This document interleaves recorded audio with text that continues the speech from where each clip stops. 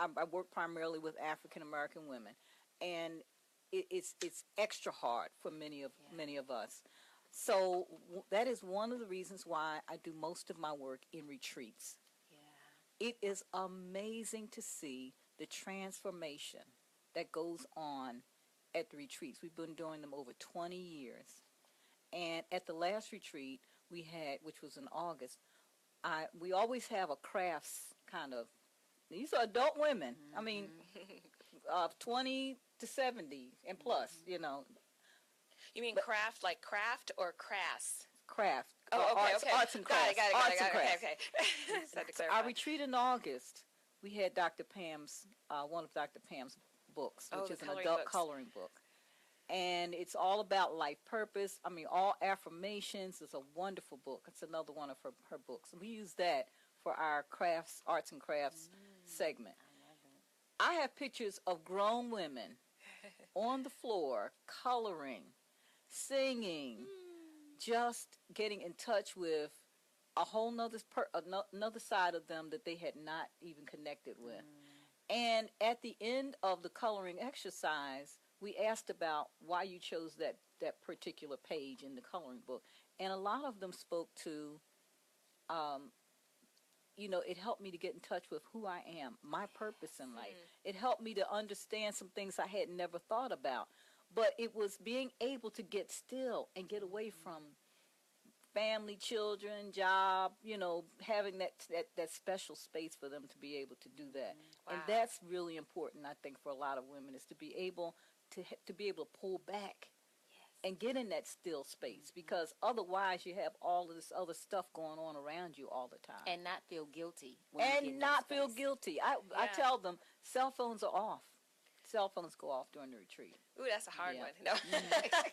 Yeah. No, but that's beautiful. That's the first time I've heard that story about the coloring books. I have to share the pictures with you. I love it. Well, we are we're going to be right back. Stay with us on the Live Exchange. Hi, this is Terry Crews, actor, former football player, and father of 5.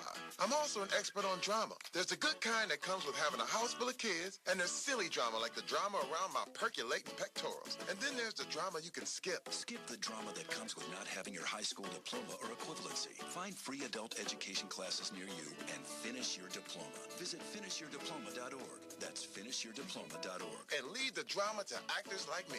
Brought to you by the Dollar General Literacy Foundation and the Ed Council. JBT, 700 Miami Circle, 30324.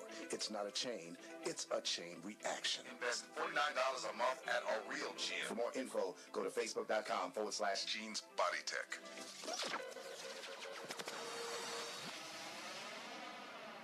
Great leaders aren't born. They're made, and not just anywhere. They're made in special places by special qualified trainers in places like the Academy of Creative Coaching. The Academy of Creative Coaching is an international certification program with courses in health and wellness coaching, spiritual coaching, relationship coaching, executive coaching, life coaching, and cultural competency coaching. Courses are online, hybrid, or face-to-face. The Academy of Creative Coaching is empowering coaches to empower the world.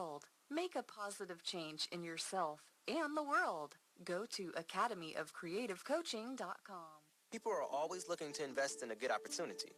So what if you could invest in the future of kids, like a stock? Not the kind of stock that's about making money, but a stock for social change called Better Futures. With your investment, it helps students like me go to college. My name is Charles, and I'm your dividend. Invest in better futures with UNCF. Visit uncf.org/invest. A mind is a terrible thing to waste, but a wonderful thing to invest in. Brought to you by UNCF and the Ad Council. Deliberate dumbing down. Dumb down society. Deliberate dumbing down of America. Dumb down public. Why would they do this? Sensation Station Network. Radio, not dumbed down. Primary election. Lack of diversity. Gas prices. Michael Jackson. Trending topics. All right, welcome back to the Live Exchange. Thanks for those of you who are on Facebook Live, who are following us. There was a bit of an interruption, but we're back. And so another trending topic, we talked about a couple in the first hour, but this is a really interesting one. Sonia Sotomayor, Supreme Court Justice, she was doing a speaking engagement, and she now let me just say this first. Antonin Scalia, his death earlier this year was a shock to everyone, or was it last year? But his death was a shock to everyone, and including Sonia Sotomayor. But in spite of that, she has said that there are things that he's said on the bench where if I had a baseball bat, I might just have used it, or might have used it. And, and that's we can take that lightheartedly and say, oh, that's funny. And then there's some who are saying, okay, yeah, let a man say that about a woman, and it's not going to be quite so funny. And that's true. I mean, there is definitely a double standard. I mean, we make it comedy when a woman slaps a man or dramatic, on a big screen movie, and we feel like she was justified because he did this to her. But if it was reversed, we would be appalled, and so we are, and in fact, that's next week's show. So we're going to be talking about that next week. But it was really interesting. She was speaking at the University of Minnesota, and she noted that the Supreme Court was designed to have 9 justices so that it can break ties. And she says, we try to come to decision making the best that we can, where we can find a very, very narrow way of deciding a case. We use it. And so though she compared his death to the loss of a family member, and I'll read it again, she did say there's things that he said on the bench where if I had a baseball bat, I might have used it. And so she, so she was, sounds like kind of a love-hate relationship, but I can only imagine how frustrating it must be to have to be in that situation and to have to deliberate and try to come up with some kind of consensus on issues that are so major, as abortion and my God, I mean, some of the things that they've had to decide on, including most recently was affirmative action in higher education, and that was one for which I believe they were very divided. So another quote from her: when we take cases, it's because there's a pressing legal problem that has divided the courts below, and justice across the country is being administered in an unequal way because courts in different parts of the country are deciding the exact same issue in a different manner. And that's one of my own personal frustrations, is that, it really, and as you mentioned in your case, you hadn't heard of the judge and you weren't really sure, but you had heard that she's a stickler, and you may have had the exact same judge in another part of the world, or the country, I should say, and it had a totally different outcome.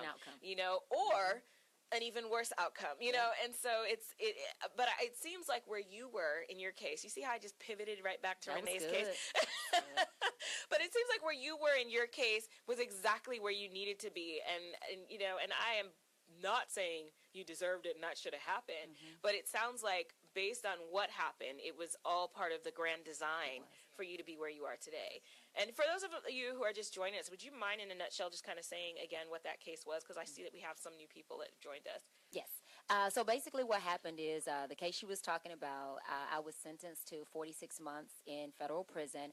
And when I initially retained the attorney and we found out who the judge was, it's funny because that's what he said. He said, you've got a judge that is a very stickler, and they sentence hard. If you get this judge, which I was hoping for, they're much more lenient on women. So exactly what you're saying is it just depends, I think, on the judges, their upbringing, their beliefs. Even though that they're supposed to try the case by law, you still have your beliefs, your thoughts, your perceptions, your upbringing. Right. Wow. But it was what I needed at the time because as we were saying on break, God had been telling me and I had been getting signs that I was going down the wrong direction, the wrong path, and I just didn't listen. And so I believe that this situation was allowed in my life because it was like, you're going to go down your path one way or the other. And this was my other. Wow.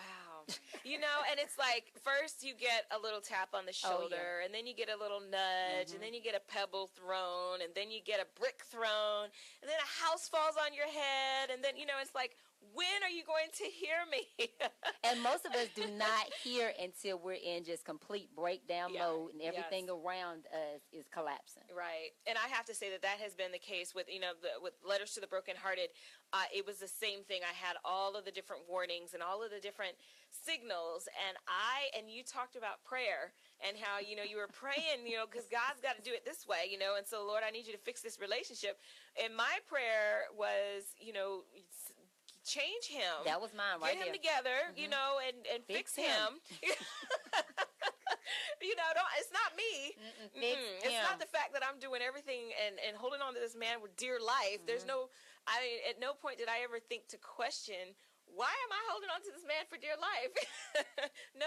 My prayer was, Lord, I need you to change him because here's the plan that I have for our relationship and our marriage. And, you know, and lo and behold, you know, it was not at all the direction that I was supposed to go. Amen. And so, you know, it's how do we listen? And Dr. Shar talked about sometimes women especially have a hard time just being still and just listening. How can we get better at that? Well, I think the first thing is to be willing. You have to be willing. Yeah. And you have to be at that surrender place. Yes. You know, I've tried all of that. I've gotten hit with the house, the brick, everything. Does it have to get that bad? For some of us, for some of us, for me. Yeah. And I think too, the first thing that we have to do is stop trying to solve everybody else's problems, stop trying to rescue everybody else. Yeah. And we have to understand that you got to rescue yourself. Yeah. Like nobody else is going to be able to make a change in your life but you. Right. So solve your own problems and let everybody else solve theirs. Yeah, absolutely. Well, and I see that Benita Rainey is listening. She said, "Fix us." Yes. Yes. And good morning, Daryl. I see that you've chimed in, but it's absolutely true. I mean, I have to be very, and you know, these ladies twice have complimented 3 times, maybe 4 times this morning about how organized I am. And I tell, I've got all the notes, but I have to exaggerate the organization because I know what it looks like when I'm not.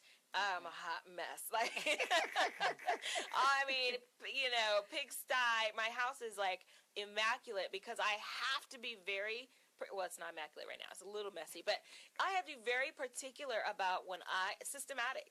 I eat, and I'm not going to just put the dish on the counter and leave because I will never come back to it. So I have to discipline myself right then and there. I'm going to rinse that dish, and I'm going to put it in the dishwasher or whatever, you know, and so I have to be very systematic about what I do. So when you talk about you have to be willing and open and you have to practice it, that's what I have to do. Like, that's been my challenge lately is how do I intentionally just be still and listen, you know?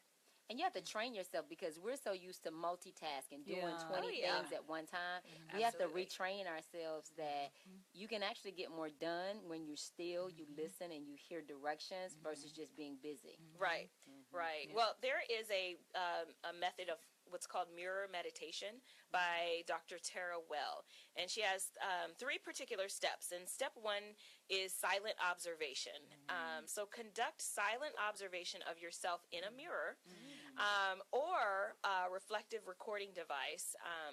In other words, your phone. And you can turn around and look at yourself. But something that will allow you to look at yourself with the intention of giving full uninterrupted attention to yourself, your emotions, and your bodily sensations for 10 minutes at the start of each day. And that's going to scare some people. It is. They don't look at themselves. For that long, right. Yeah. So, but you know, what you see when you look at yourself for that long, you start seeing things you didn't notice, you know, and you start seeing yourself in a different light. I'll just give number 2 and 3 real quick. Video journaling. We do this all the time. We do it on Facebook Live. Do it for yourself, though. Record yourself talking. It's 10-minute recording of yourself. That would only ever be seen for yourself. So don't do this as a PR thing or I'm going to post this on Facebook. Do it for yourself because you're going to be even more raw and honest when you do it for yourself. And then number 3, watch your video journaling recording. So go back and watch what you've said to yourself. Watch your progress. Watch your pain. Watch whatever it is that you need to hear in order to be aware of who you are as a person. So that is her, Dr. Tara Wall's mirror meditation. I'm going to give you a little bit more about that when we come back on the Live Exchange.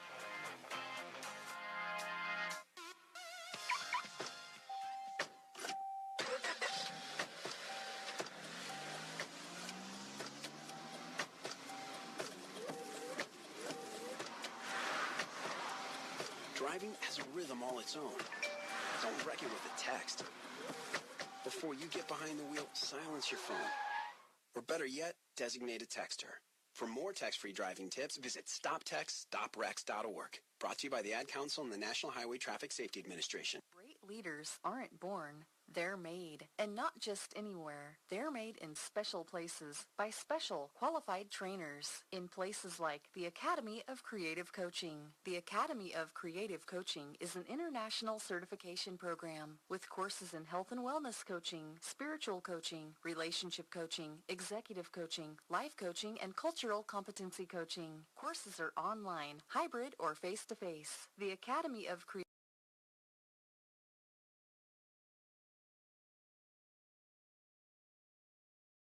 Wonderful thing to invest. They're made, and not just anywhere. They're made in special places by special qualified trainers in places like the Academy of Creative Coaching. The Academy of Creative Coaching is an international certification program with courses in health and wellness coaching, spiritual coaching, relationship coaching, executive coaching, life coaching, and cultural competency coaching. Courses are online, hybrid, or face-to-face. The Academy of Creative Coaching is empowering coaches to empower the world. Make a positive change in yourself and the world. Go to academyofcreativecoaching.com. What's up, sis? Nothing. Just sitting here reading about HIV in Atlanta and its surrounding areas. Did you know we're number 8 in the nation? I know. You need to get tested. Nah, I don't get down like that. I'm good. But you are a ladies' man. You don't know who they're with when they're not with you. If I need to get tested, so do you. No, I don't. I'm married. True, but you don't know who he's with when he's not with you. Oh, you got jokes. He's not like that. Fact is, no one really knows what their partner is doing or who their partner is with when they're away. Well, I'll get tested if you get tested. Cool. Where can we go? This article I'm reading says the Lifeline Project of CSB does free HIV testing. Let's go there. Lifeline Project, here we come. The Lifeline Project is a SAMHSA grant. For more information on free testing, please call 770-499-2422 or visit us on the web at www.cobcsb.com. All right, welcome back to the Live Exchange. I'm Dr. Pamela, and I am joined with Renee Smith and Dr. Shar, and we are talking about authenticity beyond a life of just existing and the secrets of living your truth. And the last thing we talked about was meditation and how that can really help you live your truth because you're reflecting on who you really are. And the method was one that involved video journaling. You know, we like to take pictures and post them on Facebook. I don't know if we like what we look like all the time, but this helps us to, the way this journaling process worked is to sit in the mirror or in your phone, where you can see yourself for 10 minutes and just quietly reflect and meditate, and then to do a video journal of maybe 10 minutes of just talking about how you feel and what you're thinking, and then listen to yourself. And so another thing is we've talked a lot about transparency and authenticity, and I kind of gave a theory earlier about what the difference is between those two, but I want to ask a question about in the workplace. For women in the workplace, that whole idea of authenticity doesn't always come so easy. And Dr. Shar, you talked about earlier how that is a risk to be, authentic in the workplace. So to what extent can we be? And do you advise that we mask who we really are to get ahead and to succeed? What are your thoughts on that? Well, I brought in the book by a colleague and a friend of mine, Dr. Ann Litwin, and her book is called New Rules for Women, Revolutionizing the Way Women Work Together. And my last year's retreat, we used out of her book the friendship. She calls them friendship rules at work. And I tell you, a lot of the things that she's talking about here, at work and outside of work, I had never really thought about. But she talks about in her book how at work we are who we are. We take ourselves wherever we go. Right. But she's saying because of the today's workplace primarily being a male dominated, most organizations are run by headed by males. Right. It's even more important for women to be able to develop quote-unquote friendships at work. Okay. And so she talks about being some rules that we need to be able to at least talk about and have some conversations, even in the workplace, so that we can better support each other in the workplace. So this is about opening up and supporting one another right. as women. Right. Okay. Because what happens is I think what happens in the workplace is we fall into this competitive space in the workplace. And when we do that, we not only help ourselves, but we're really helping other women to succeed in the workplace. Wow. Well, one of the things that I've noticed in the workplace is microaggressions, and I don't know how many of us are familiar with microaggressions, but there's those little subtle things that are said or done that make us think, was that a slight against me? Did they just say that? And from a woman's standpoint, one of the most difficult forms of, I call it abuse, to combat and to report are microaggressive behaviors, because there's no direct laws or policies against what can be easily masked as isolated, innocent incidents that you took the wrong way. So thus, microaggressive statements can be easily brushed to the side as harmless by outside parties, even when the target of the statement, meaning the person, fully understands the aggressor's ulterior intent.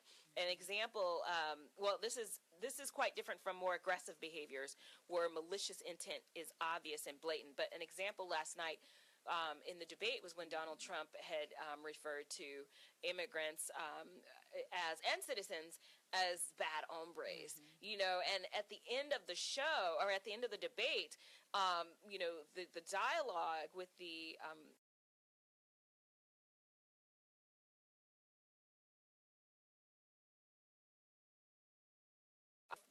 professional to other male colleagues in the office may send an email or something outside of the women's view that says, fellas, what do you think? Does her opinion really matter in this case?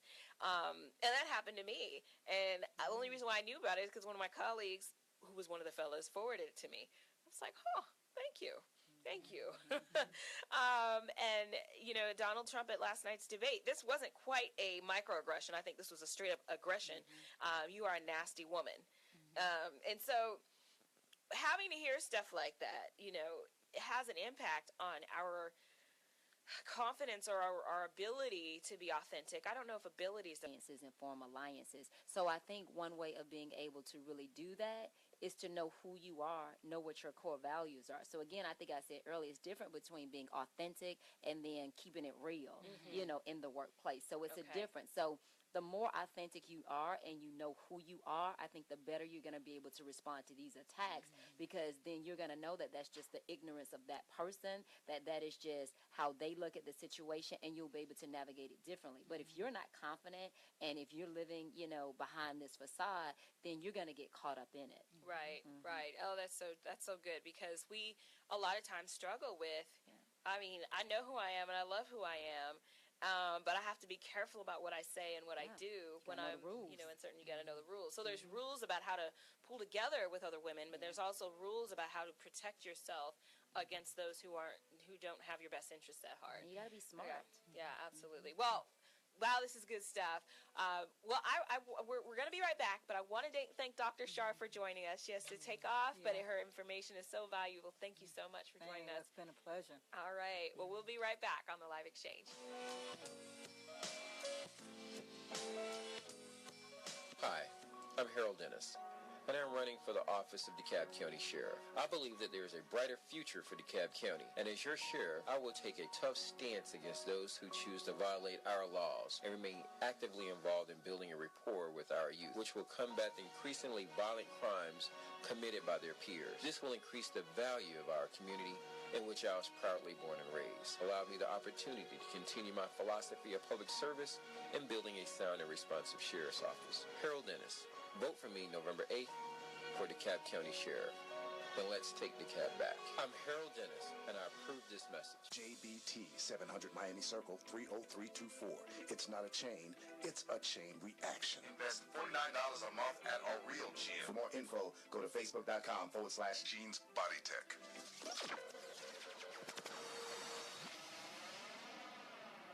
What's up, sis? Nothing. Just sitting here reading about HIV in Atlanta and its surrounding areas. Did you know we're number 8 in the nation? I know. You need to get tested. Nah, I don't get down like that. I'm good. But you are a ladies' man.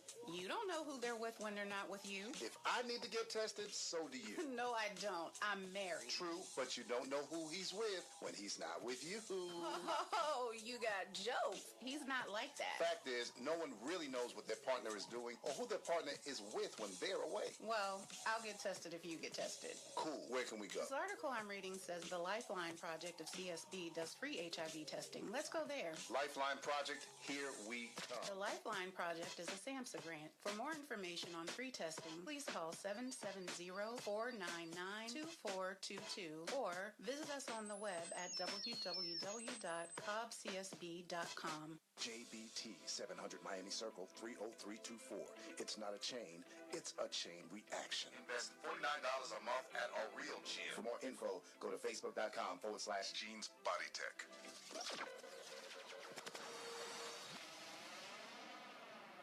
Okay, so 5 tacos of cheese and a large soda, that's $10,012. Please drive around. 10,000 what? It's obvious you're buzzed and driving. I've only had a few. I'm fine. Yeah, the food's $12, but getting pulled over for buzz driving could cost you around $10,000 in fines, legal fees, and increased insurance rates. Please drive around. Actually, just park and come in. Nothing kills a buzz like getting pulled over for buzz driving, because buzz driving is drunk driving.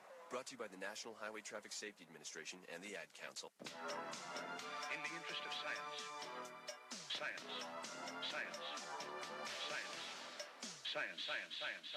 All right, welcome back to the Live Exchange. I'm Dr. Pamela, and a little bit of science.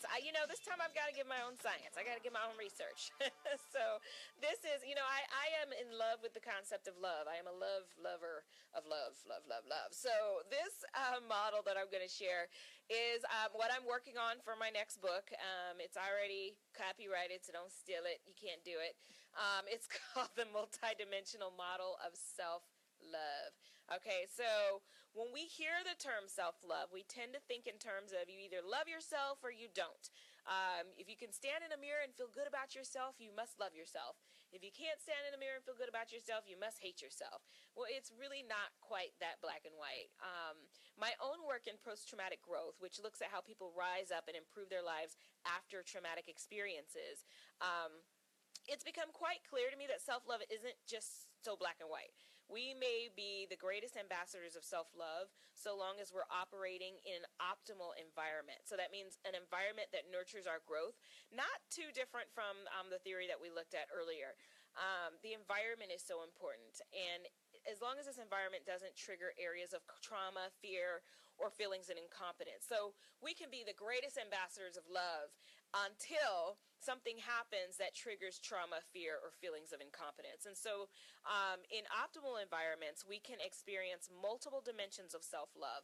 And I have 4 dimensions of self-love. So the first one is superficial. So it's not real, but I have to act like this self-love is real because of what they'll think of me. So I've got to put on my self-love hat. I'm going to do my Facebook Live video and talk about, yes, ladies, you need to love yourselves. You need this. And then you get off and you go back to your self-hating self, And so that's the superficial self-love. So you understand that you need self-love and you know how to fake it, but you haven't yet really actualized the self-love.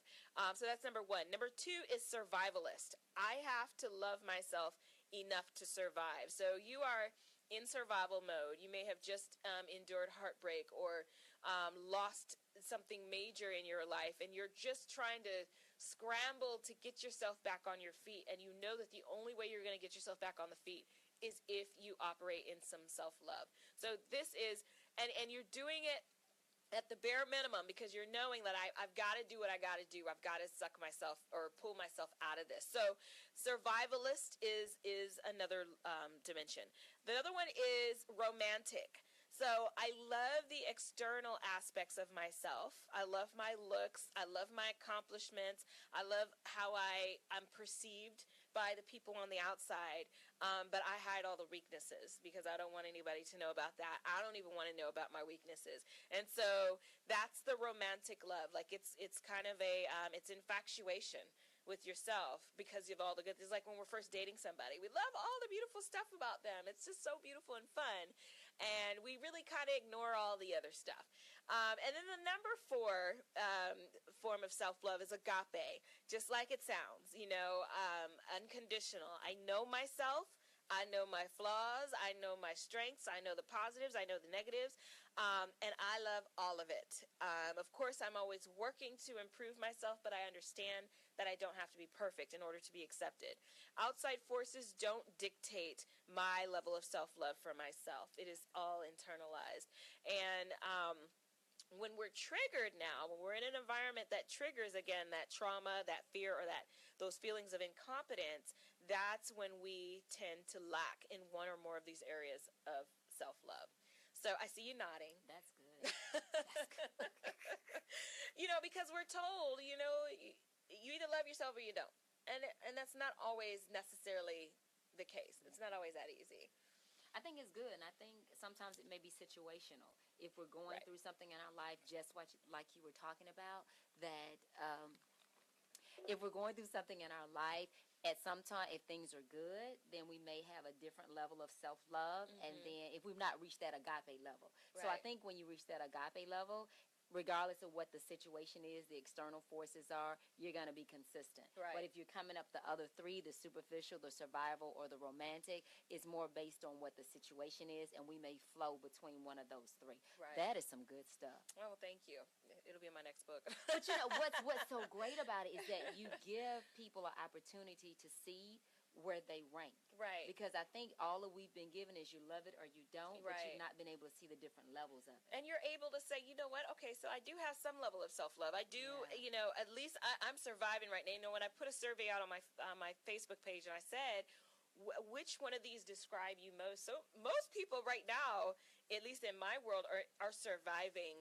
They're survivalists. And I don't know if it's, across the board, but a lot of people in my world are like, 2016 has been a hell of a year. Yeah. Like, it has just shaken me, and I could say the same. It's been quite a challenge, and so a lot of them, are in that survivalist love. Like, I know I have to just get through this, and I'm going to do what I have to do. I love myself enough to make sure that I can pull through this. But the great thing about that is it gives you a model of what you need to strive for. So it says if I'm in survivalist mode, okay, the next step for me is romantic. And then in order to get to that level, to get to agape, this is what I need to do. Right. So I think a lot of times we just don't have a roadmap. We're just like, I'm stuck. Yeah. But we don't know what to do to get unstuck. Right. And then and somebody will tell you, well, you must not love yourself if you're in this situation. And well, no, that's not necessarily true. Right. It's not life happens. Yeah, life happens, and we're human, and we flounder,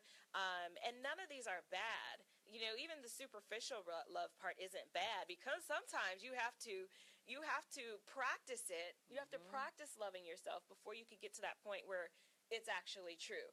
And I believe the same thing about forgiveness. I see the parallels with, you may not fully forgive somebody just yet, but go through the motions. Practice forgiveness. Verbalize forgiveness. You don't even have to verbalize it to them just yet. Verbalize it to yourself. Practice it. And so that at some point you can truly forgive, the other person. So the same thing applies to self-love. If you're not there, then do the superficial love thing until you get there. So just don't go off the scale. Try not to get off the scale. Be on the scale somewhere. All right. So coming up is our balance challenge. Keeping your balance with Dr. Pamela. Dr. Pamela. Dr. Pamela. All right. So this week's balance challenge is about expressing and walking in gratitude this week. So let your inhibitions go and allow yourself to rejoice in the good, the bad, and simply, I was going to say in the ugly, and simply dance, but the ugly too. And when you do this, your life becomes more enjoyable to live. So I dare you to give it a shot. Think about what you will dance about today. There's got to be something that you can dance about. Even if it's that dang debate is over, we don't have to listen to any more of them. Dance. Whatever it is. And dancing is not just about jumping around and moving those hips, but surely that's a start. Once you've got a basic idea down, you can begin transforming your life into one that is accustomed to joy. So here's the key. And I want you to get this. Get your life to the point where being happy, joyful, and fulfilled is your new normal, no matter what is going on in your life. Get to the point where you're used to smiling and laughing until your belly hurts, and to where you are thoroughly at peace with where you are in your life. Experience true peace. This is crucial because once you get there, anyone who steps in your life and disrupts that peace will be very noticeable, and you will be less likely to allow them to remain in your life. So that's your challenge. Express gratitude and dance, dance, dance. And we'll be right back. So what you and I have got to do is get involved. You and I have to be right there breathing down their throat. Every time they look over their shoulder, we want them to see us. Hey, y'all, this is Eric Gray. Exercise your right to vote. Exercise your right to vote. Exercise your right to vote. Exercise your right to vote. This is Leah. Y'all already know to go out there and exercise your right to vote. So go ahead and get out and vote. Okay, so 5 tacos of cheese and a large soda. That's $10,012. Please drive around. Wait, 10,000 what? It's obvious you're buzzed and driving. I've only had a few. I'm fine. Yeah, the food's $12, but getting pulled over for buzz driving could cost you around $10,000 in fines, legal fees, and increased insurance rates. Please drive around. Actually, just park and come in. Nothing kills a buzz like getting pulled over for buzz driving, because buzz driving is drunk driving. Brought to you by the National Highway Traffic Safety Administration and the Ad Council. When I grow up, I want to be a new pair of blue jeans. When I grow up, I want to be a kid's first computer. I want to be a warm fleece on a I cold want to be day. a football I want to be stadium. a bike that races around the country. I want to be a bench on a forest trail. When I grow up, I don't want to be a piece of garbage. And if you recycle me, I won't be. Give your garbage another life. Recycle. Learn how at iwanttoberecycled.org. Brought to you by Keep America Beautiful and the Ad Council. Listen, as a hiring manager, I've got to tell you, the best job candidate isn't always the typical candidate. Sometimes they're a grad of life. Meet the grads of life. Young adults of unique determination and experience. An ideal fit for your company in an entry-level position, internship, or mentorship. They might not have every qualification you typically look for, but they're exactly who your company needs. Sometimes the best candidates aren't the ones you're used to. Go to gradsoflife.org to learn how to find, cultivate, and train this great pool of untapped talent. Brought to you by the Ad Council and gradsoflife.org. This is big business. This is the American way. Station Network. See ya. Great leaders aren't born. They're made, and not just anywhere. They're made in special places by special qualified trainers in places like the Academy of Creative Coaching. The Academy of Creative Coaching is an international certification program with courses in health and wellness coaching, spiritual coaching, relationship coaching, executive coaching, life coaching, and cultural competency coaching. Courses are online, hybrid, or face-to-face. The Academy of Creative Coaching is empowering coaches to empower the world. Make a positive change in yourself and the world. Go to academyofcreativecoaching.com. All right, welcome back to Live Exchange. I'm Dr. Pamela, and we are talking about authenticity and not just existing, but actually, living your life. Live it, live it, live it. We have some comments from our guests that I have to read because this is some good stuff. Penny Arrington is saying, because we were just talking about the multi-dimensional love thing that I talked about, multi-dimensional model of self-love. And in response, Penny Arrington says, I love myself and I have Jesus joy. Woohoo, that's good joy. But still, I have to be so intentional with my day-to-day because I am just a few life paychecks from survivalist. Ooh, I know what you're talking about. Mm-hmm. I've been there. And then Benita Rainey says, yes, I love myself. Faults, flaws, and failures. Sometimes I have to remind myself of my redeeming qualities, but for the most part, I'm good. So she's saying agape. I love it, Benita. Mm-hmm. So that's the thing. That's the key, is knowing where you are, because you can't adjust if you don't really know where you are. You need that roadmap. And so, so it's important, even if you are just a few life paychecks away from survivalist, that's important to know, because that's going to hopefully make you all the more intentional about how you go about loving yourself. Mm-hmm. And then Kevin, just on a whole other note, but hopefully, I don't know, maybe this was based on the multi-dimensional model of self-love. But he says, thank you, young lady. I am quite young, aren't I? I am in a master's program for LPC, and which is licensed professional counselor, and in the process of writing a paper. However, I had writer's block, and your discussion gave me direction in which way to go. I love it. That's what I'm here for. I am everyone's professor. I am everyone's professor. I can't take all the credit. My guests are pretty awesome. So let's talk about transparency. So from my experience and in my research, it's been really evident that transparency is key to successful relationships. I have not seen a successful relationship happen outside of transparency. I've had several speaking engagements in which I've been asked, how do I become more transparent? And considering that transparency is about how we express our authenticity to other people, it's how we engage with them. Many people struggle with this because they've been traumatized by being transparent in other relationships, perhaps with their parents or peers or significant others or colleagues. And so my question for you, Renee, is can someone learn to be more transparent? And if so, how? You can. I think the first thing that you have to do is you have to understand the person that you're in relationship with, and you have to understand how they receive information. And this happened between my husband and I, and then also with my girlfriend. So I may have. Let me pause. She said you have to understand how they receive information. Okay, go ahead. Right, because I think some people are like, I want the truth. I want you to be real. If I was real and just gave it to you raw without any sugarcoating, some people could not handle it. Right. So you have to understand, are you in the relationship with somebody that they're authentic themselves, they know themselves, they are comfortable in who they are, so you really can be true and transparent? We don't think about that. Right. Or are you in a relationship with somebody that's going through, their own issues, they're projecting them on you? So now if I tell you complete honesty and transparency, now you're going to get defensive with me? So I think... Oh, that answers so many questions for me. Sorry, I don't mean to get personal. Go ahead. So you've got to understand, number one, who you are. Because if you're going through all kinds of issues and you're telling your husband to be honest, and you're like, well, actually, you really do look kind of fat in that dress. And, okay, so. Like, I didn't want to hear that. That's not real. So you got to define, what does truth and authenticity mean to you?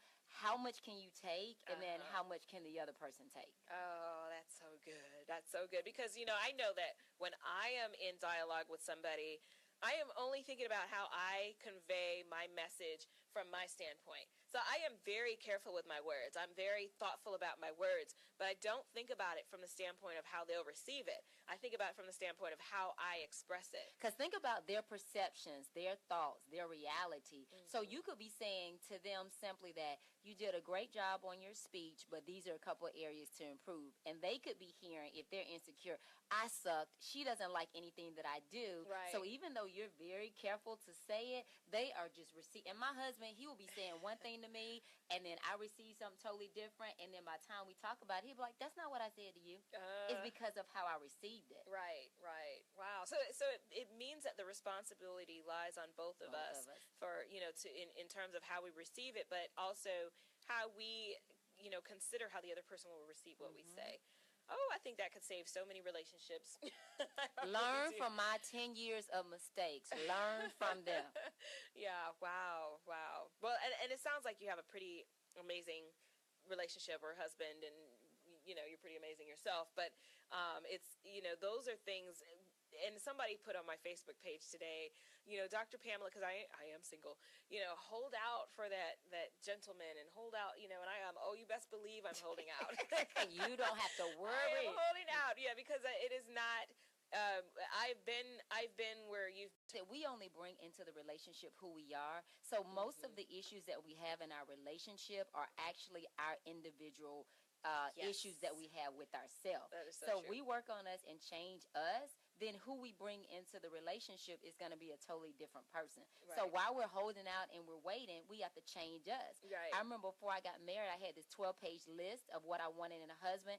And God, my brother's in the studio and he's laughing because he saw the list. Yeah. And God asked me, he said, well, are you the person on this list? Right. I was like, no. He said, well, how can you expect me to bring that person in your life? Right. So I think we have these unrealistic expectations of the person that we're in relationship with. Right. And we're not even doing those things, or we're not that person. Yeah. Oh, that's good. That's really good. I feel like Oprah. Ooh, that's good.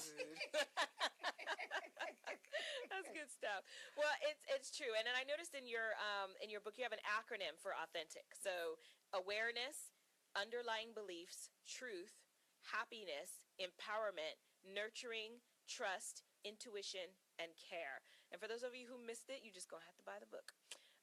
It's on Amazon, The Authentic Woman. Get your copy. The Authentic Woman. So you're just going to have to go buy the book, and I will go ahead and definitely make sure I post information about the book. But anything that you'd like to say about, about this acronym and just in general? I think what's so important, and it's the U, it's the A and the U. It's the awareness and it's the understanding our beliefs. Because even like we were just talking about with relationships, and we're like, shift him, change him, do something with him.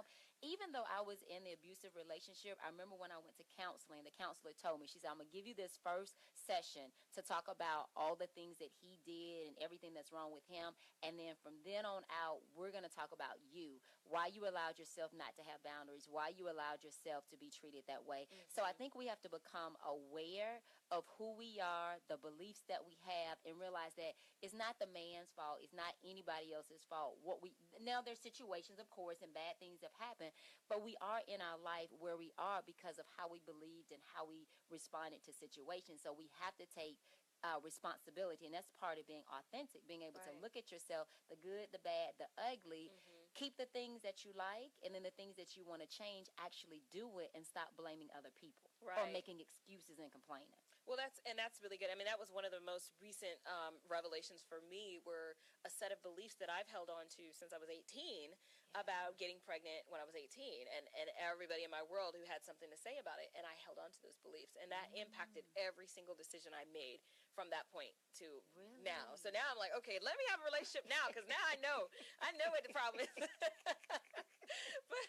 but yeah, I mean, and that's and to your other point about being able to make the changes now that you know, or now that when you come out of a relationship, and one of the things I write about in my book, Letters to the Brokenhearted, is make sure this is your opportunity to recreate and readjust the life that you want. So when I was married, my ex-husband did not, and he still doesn't eat bacon. He doesn't do pork. I love bacon. I wasn't eating pork because you didn't want me to eat pork. That's so not what the first thing I did when I got divorced is I brought bacon back into my life. In fact, I made the most amazing candy bacon yesterday. But so that's a small comical example, but there were a lot of things I thought about. What was it about the relationship that I didn't like?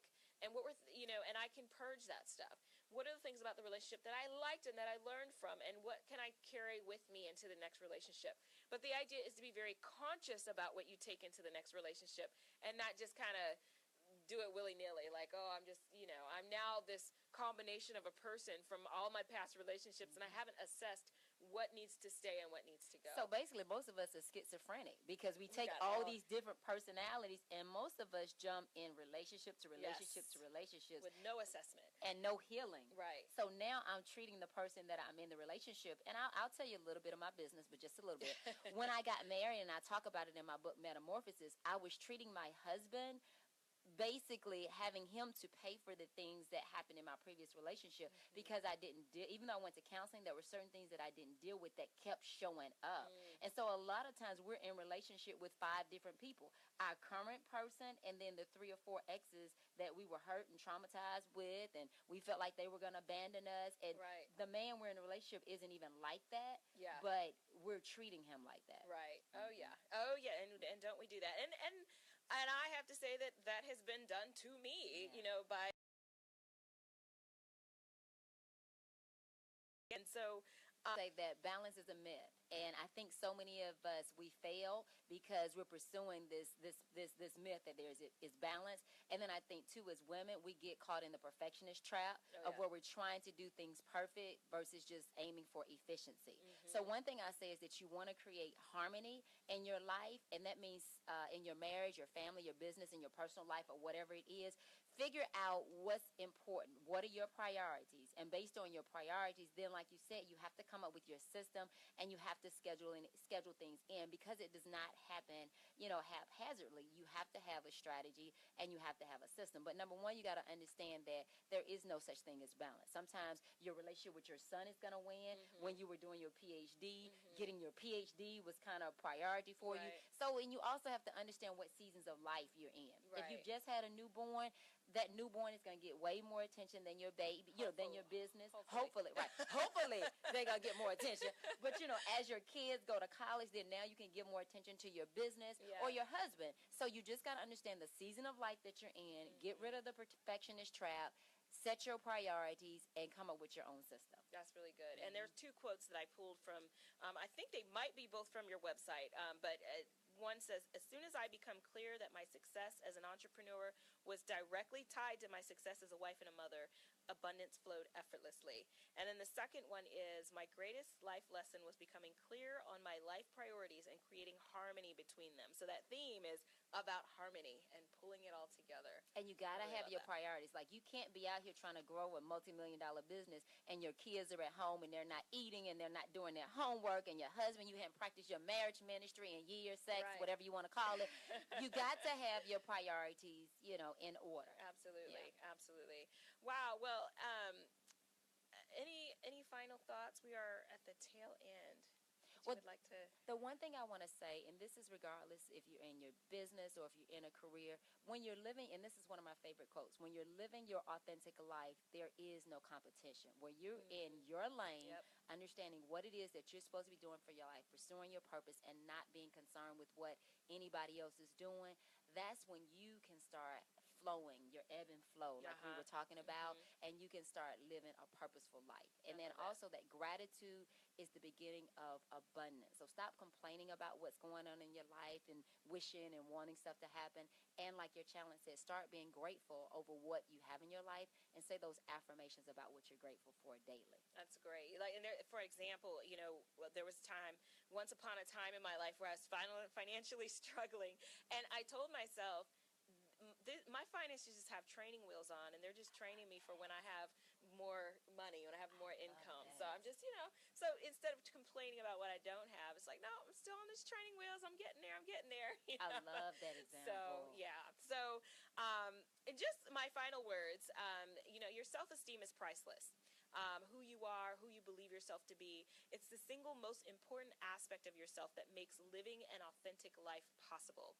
A strong self-esteem will make you beautiful enough to attract someone who sees your beauty, intelligent enough to create an amazing life for yourself, secure enough to enjoy that life to the fullest, strong enough to thrive through difficult times, and irresistible enough to surround yourself with equally irresistible people. When you believe in yourself and when you feel good about yourself, your whole world view changes, and in turn, your whole world changes. So that's from my book. I love that. How do we get your book?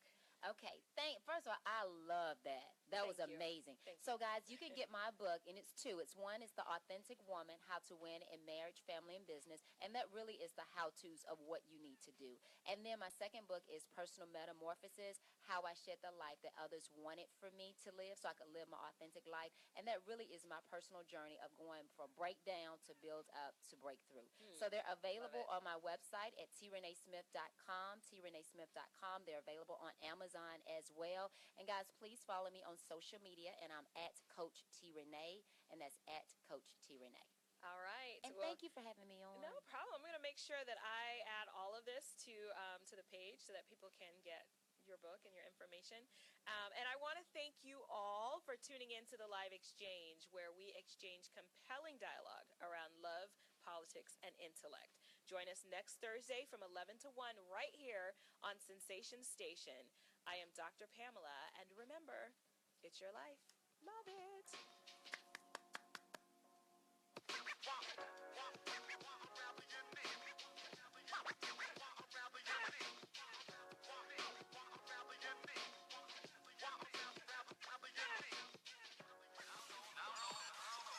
Well, you'll see what happens. Sensation Station Network. With Live Exchange with Dr. Pam. I hope that you guys got some nuggets that you can walk